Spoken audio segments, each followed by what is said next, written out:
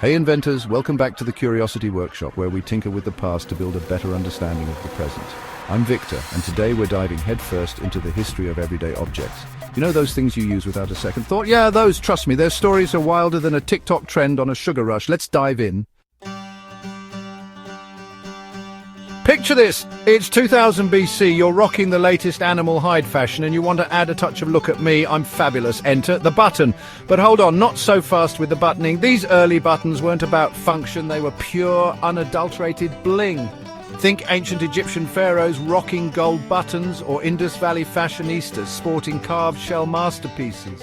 These early buttons were like the original statement jewellery, a way to show off your status, wealth, and maybe even ward off some bad vibes. We're talking intricate designs, precious materials, the works. They were more like brooches than the buttons we know and love today. Now fast forward a few thousand years, like a really long time, to the 13th century. Suddenly, some genius invented the buttonhole, and bam, just like that, buttons went from decorative to downright practical. Imagine the fashion revolution. No more awkwardly pinning your clothes together or relying on flimsy ties. The button and buttonhole combo was like the Velcro of its time, a game changer. And let's be honest, it's a pairing that stood the test of time. From those early days of pure bling, buttons have evolved into an essential part of our wardrobes. So next time you're buttoning up your shirt, take a moment to appreciate the long and winding journey of this humble fastener. Let's talk about the unsung hero of the office supply world, the mighty paperclip. This little piece of bent wire might seem pretty basic, but trust me, it's got a history that's anything but ordinary. We're talking espionage, wartime resistance, and a design so ingenious it's never been patented. Our story starts in Norway, during the dark days of World War II.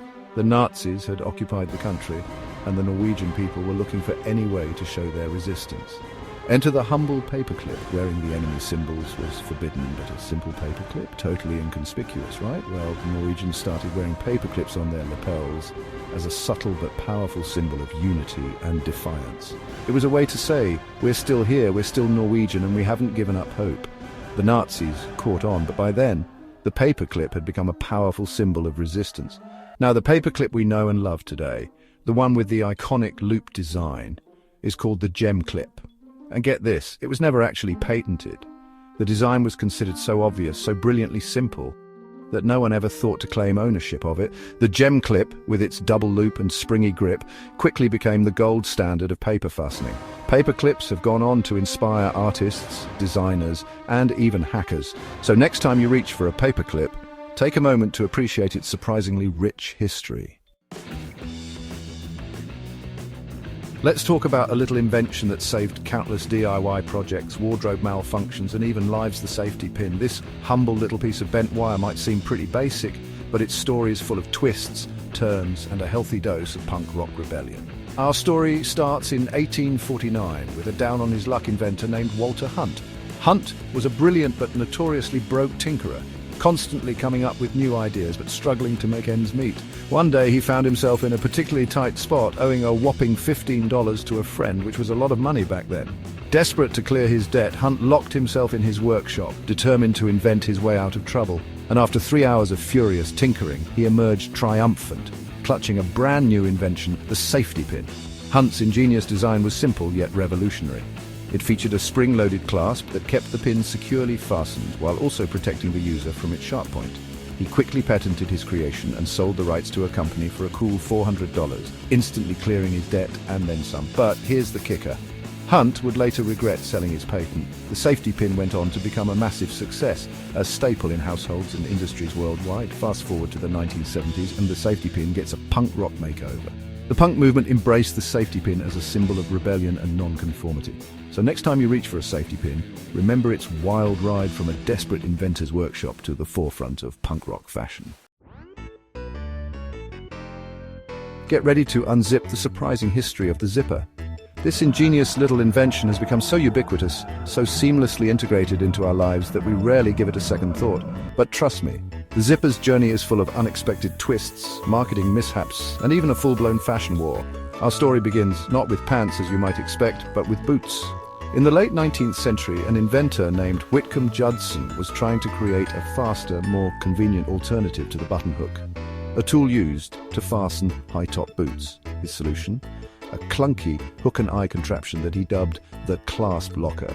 While innovative, Judson's invention was far from perfect.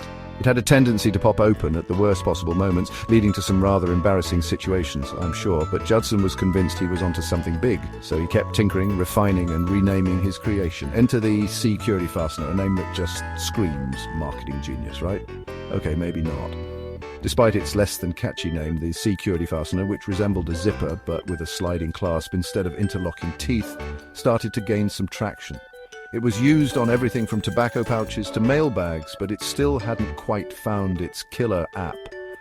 That all changed in the 1930s when the modern zipper, with its interlocking teeth and smooth, sliding action, finally arrived on the scene.